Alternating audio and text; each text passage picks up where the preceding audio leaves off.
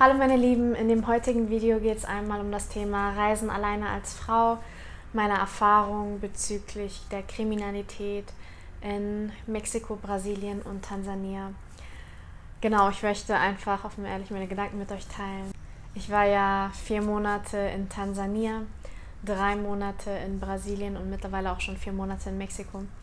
Und egal für welches Land ich mich entschieden habe, immer waren irgendwelche Stimmen da, die gesagt haben, oh mein Gott, als ich das erste Mal nach Afrika ist richtig gefährlich. Oder als ich nach Brasilien gegangen bin, oh mein Gott, Rio ist einer der gefährlichsten Orte auf der ganzen Welt.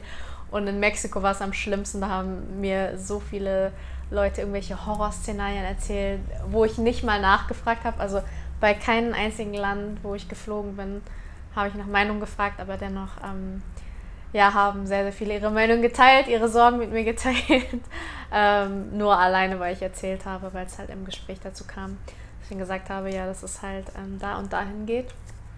Am meisten tatsächlich Mexiko, wo alle gesagt haben, also wirklich 90% der Menschen, die erfahren haben, dass ich nach Mexiko fliege, haben ihre eigenen Sorgen oder ihre Gedanken auf mich projiziert und meint, ja, also ihre ganzen Stories erzählt und da wurden es Busse irgendwie ausgeraubt und überfallen und sogar Touristen wurden deren Köpfe abgeschnitten und erschossen und also always, egal zu welchem Land die Leute haben immer ihre Ängste auf mich projiziert. Sogar im Land selber auch, immer, weil ich halt auch alleine reise. Immer was ich gehört zu bekommen habe, ist, was, alleine als Frau, du musst hier aufpassen. Und dann haben sie wieder ihre Geschichten erzählt, da war erst eine Schießerei da und da. So während ich im Land schon drin war, egal ob es jetzt Mexiko, Brasilien oder Tansania war, die Leute, also egal wo, dir wird Angst gemacht. Und auch alleine, wenn man googelt, deswegen google ich gar nicht mehr. Ich habe einmal gegoogelt für Brasilien und habe ich richtig so gemerkt, what the fuck.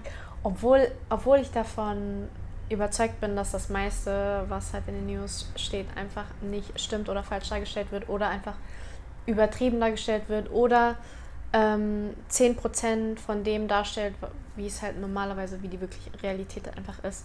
Und deswegen schaue ich auch keine Nachrichten, lese mir keine News durch, etc. Dennoch hat es mich damals interessiert gehabt und alleine, wenn du googelst, die ganzen Schlagzeilen zu lesen, obwohl du das weißt, hat es was mit dir gemacht. Und da habe ich richtig gemerkt, wow, wie krass man leicht einen Menschen emotional programmieren kann. Weil ich auch gemerkt habe, boah, krass, so richtig so, also dass es was mit mir gemacht hat. Alleine das so zu lesen. So. Egal welchen Artikel man durchgelesen hat, man hat Emotionen einfach gefühlt, die einen in den State an Angst bringen. So, und jetzt kommen wir zur Erfahrung als alleinreisende Frau. Wie war es für mich, alleine in Afrika zu sein, in Brasilien und Mexiko. Und ich kann zu allen 3 Ländern sagen, dass ich mich tatsächlich eigentlich überwiegend sicher gefühlt habe. Und ich war wirklich oft alleine unterwegs, also oft alleine Bus gefahren, BlaBlaCar, lange Strecken. Ich habe wirklich in jedem Land eigentlich eine Rundreise gemacht. Wobei in Tansania war ich hauptsächlich 3 Monate auf Sansibar und 1 Monat auf dem Festland. Aber auch in Brasilien habe ich eine Rundreise gemacht, dann aber auch eine längere Zeit in Rio gewesen. In Mexiko jetzt auch eine Rundreise komplett, also extrem viele Städte gesehen, verschiedene Städte und Orte gesehen. Ich persönlich habe nie eine mitbekommen und ich bin sehr oft alleine unterwegs, also auch abends. Ich habe mich immer sicher gefühlt, nie das Gefühl gehabt, oh, das sind irgendwelche verrückten Leute, die jetzt mir irgendwie an den Kragen wollen. Ich muss aber auch sagen, dass ich sehr aufmerksam lebe, im Vertrauen, dass ich weiß, dass das Universum für mich ist und wenn irgendwas passieren sollte, dass ich weiß, dass es einen Grund hat und dass es da sein sollte und dass ich daraus lerne. Aber ja, wenn ihr nach meiner Meinung fragt, ich habe mehr Drogenabhängige und Alkoholsüchtige in Deutschland getroffen und mehr Kriminalität in Deutschland erfahren, als ich es jetzt hier bei meinen Reisen hatte. Ich bin davon überzeugt, dass Kriminalität auf der ganzen Welt es gibt, natürlich immer prozentual mehr oder weniger. Meiner Meinung nach ist es in Deutschland mehr als in den Ländern, die ich jetzt gesehen habe. Und damit behaupte ich auch nicht, dass es hier sowas gar nicht gibt. Gibt es auf jeden Fall. Aber dieses Klischee, dass Mexiko das schlimmste Land ist, mit der höchsten Kriminalitätsrate, keine Ahnung, woher die Zahlen wieder herkommen, aber auf jeden Fall kann ich davon nach 4 Monaten von mir behaupten, dass ich mich sicher fühle und dass ich nicht das Gefühl habe, in Gefahr zu leben, wenn ich abends alleine als Frau unterwegs bin. Genauso wie in Brasilien, wo ja auch alle gesagt haben, Favelas und alle mit ihren Knarren. Also ich weiß nicht, das ist oft so, wenn du davon überzeugt bist, dass das so ist, dann wird es auch so kommen. Und das habe ich so krass gemerkt an einem Tag, wo ich mit einem Mädchen unterwegs war, und es war halt auch abends, die halt sich sehr unsicher gefühlt hat und viele Ängste in sich gespürt hat, habe ich richtig gemerkt, wie das sich auf mich übertragen hat, obwohl ich eigentlich nie irgendwas fühle abends. So, ich bin immer voll entspannt, laufe ich abends rum. Und da habe ich richtig gemerkt, so ihre Art und Weise, wie sie einfach so alles so beobachtet, dass du es dann auch siehst. Und auf einmal hatten wir auch das Gefühl, dass uns jemand verfolgt. Aber 100%, wenn ich alleine gewesen wäre, dann hätte ich nicht das Gefühl gehabt oder hätte ich Angst gehabt. Und deswegen ist es halt immer, wo du deinen Fokus drauf legst, das ziehst du auch an. Ich kenne auch Geschichten von Leuten, die halt sagen, die wurden halt so und so viel mal ausgeraubt. Und wenn ich mir die Geschichten aber anhöre, dann sehe ich halt auch, dass die Leute sich halt in diese Situation einfach begeben haben. Oder einfach unaufmerksam leben, das heißt irgendwie Tasche offen gelassen, damit rumlaufen. Oder Geld und Laptop neben Fenster offen gelassen. Und halt einfach die Energie, die man ausstrahlt. Also ich glaube, das ist eigentlich mit der größte Punkt, warum Menschen das anziehen, was sie anziehen. Und ich sage nicht, dass man für alles verantwortlich ist, für das, was man anzieht. Manchmal ist es halt einfach auch etwas, was geschenkt ist vom Universum, wo man daraus lernen darf, wo man wachsen darf daraus. Und wir können aus jeder Situation lernen, egal ob wir verantwortlich sind für diese Situation oder ob sie so gegeben ist. Und deswegen habe ich tatsächlich, was dies betrifft, auch 0,0% Angst in mir, weil ich habe diesbezüglich ein sehr starkes Urvertrauen und weiß einfach, dass mir nichts passieren wird. Und wenn etwas passiert, wie gesagt, dann wird das mich unglaublich stark machen als Person.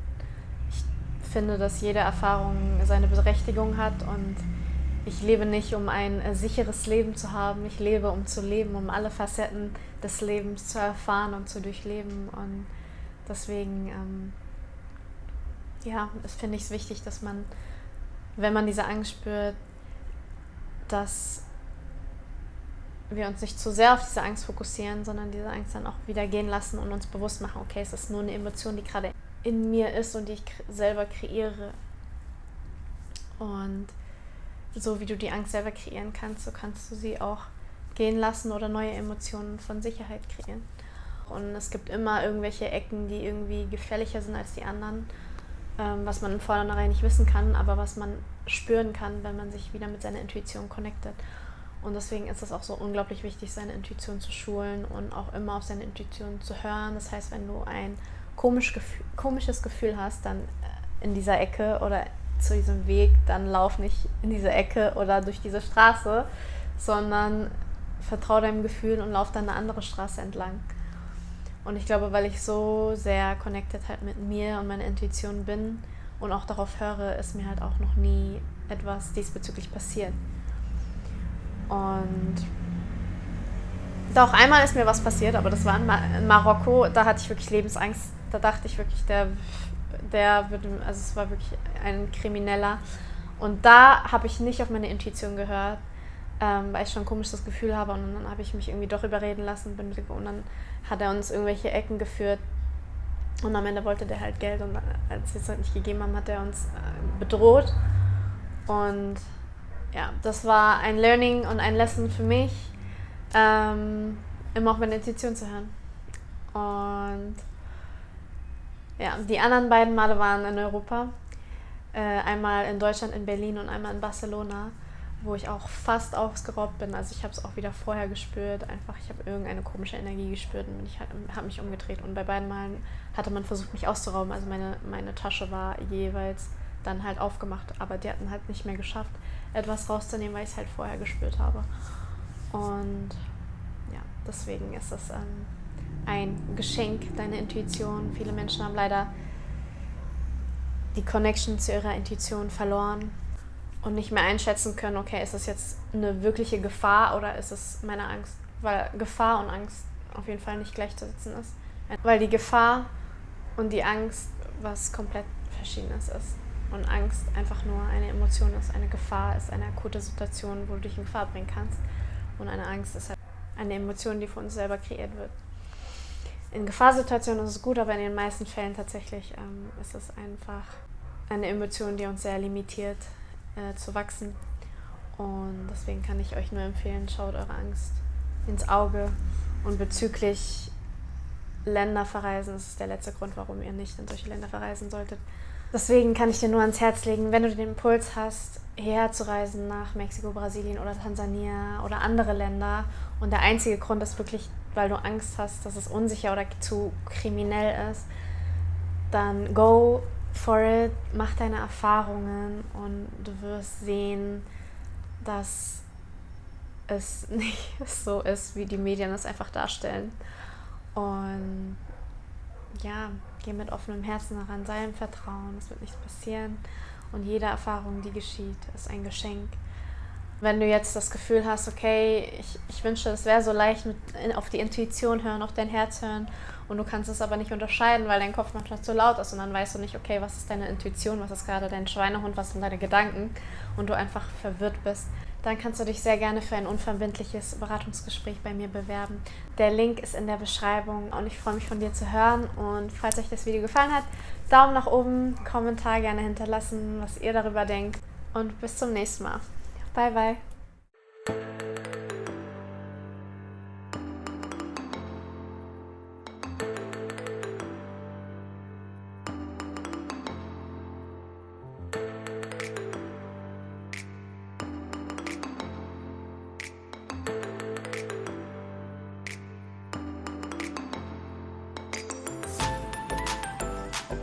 Okay, now. Okay. Ich mache jetzt eine Zanzibar-Pizza. Just take one, like this. Erst eine. Yes. Wow, it's good. Just take a little of then something like this. Then this use this.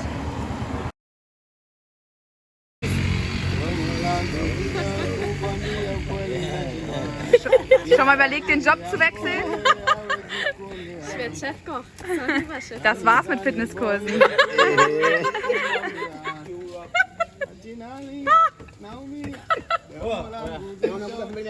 Guck mal, was Leckeres draus wird. Oi, Dein Film. me, bona sikumbuki. Yeah,